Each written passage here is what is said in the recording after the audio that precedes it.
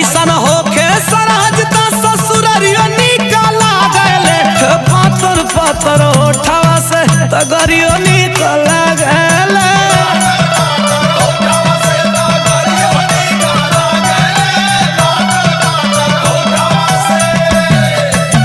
बाकी तू जीजा मोटाइला ना हो यही तोरे डेंगरे रह गला। हाँ तो जाने लू ना पातर मर्दा में बड़ा रस मिलेला। लेकिन जीजा तू बड़ा रसिक मिजाज हुआ हो। जब स्कूल में पढ़त रहला तो कठे पटौले रहला का माल हट मर्दवा हम ना खाई इकुल का तू हो छोटकट का हुआ सुना।